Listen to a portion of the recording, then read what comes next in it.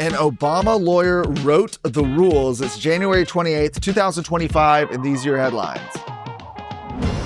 You heard that correctly. Yes, Speaker Dustin Burrows confirmed on the House floor yesterday that the newly adopted Texas House rules, which, as we've talked about, grants more power to Democrats than ever before, were authored by none other than Democrat lawyer Hugh Brady. Who is Hugh Brady? Well, a consistent Democrat voter, that's according to election records. He was first appointed as parliamentarian by former Speaker Dennis Bonnen back in 2019. His resume includes serving as general counsel for the White House Office of Administration under President Barack Obama, and he also served as parliamentarian for the Travis County Democrat Party. This guy is a Democrat.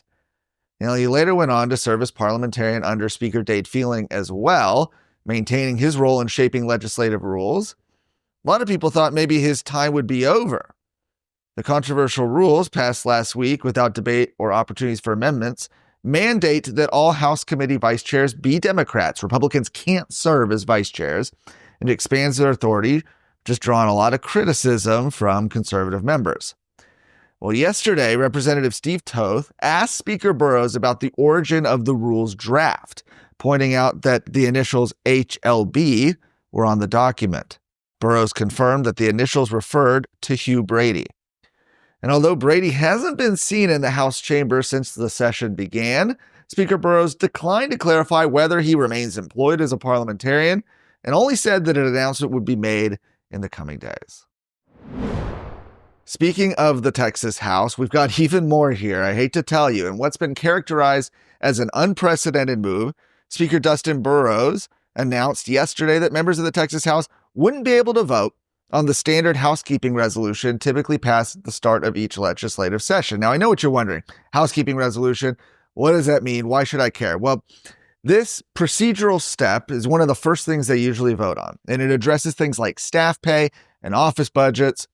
Also serves as an opportunity for members to propose and vote on amendments addressing House operations.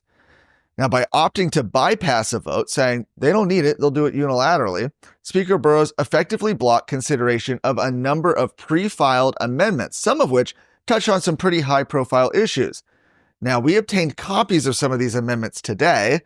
Among those amendments that were prevented from reaching the floor for discussion because Speaker Burrows didn't allow it was an amendment requiring all House employees to be U.S. citizens, another amendment restricting bathroom access in the House chamber based on biological sex.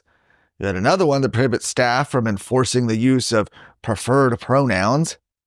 Another one, this one was pretty clever, I thought, reducing office budgets if the House doesn't deliver at least $12 billion in property tax relief this session.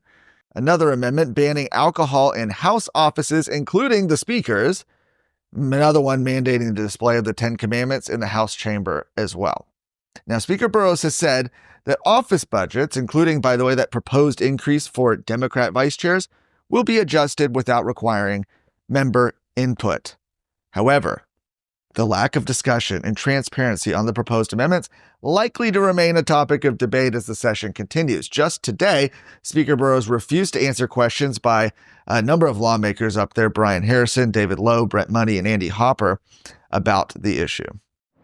Howdy, folks. It's Chris Salcedo from the Salcedo Storm podcast. You might know me from my TV show on Newsmax or my radio show on AM 700 KSEV in Houston. As a veteran broadcaster, author, and conservative political analyst, I've teamed up with Texas Scorecard to take a no-nonsense approach to the toughest questions Americans are wrestling with every day.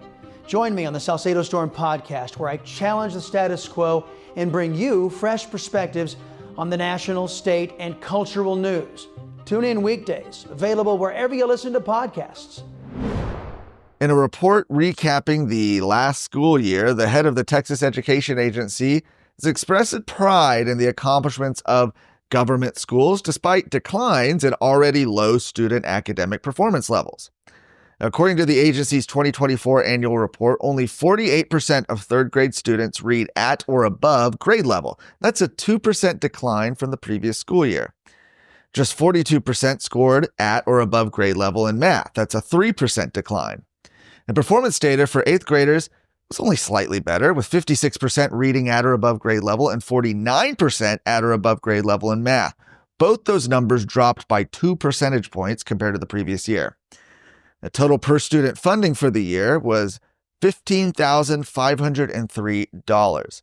Now, that's a 48% increase since 2011, according to TEA, which administers the billions of dollars that fund schools throughout the state.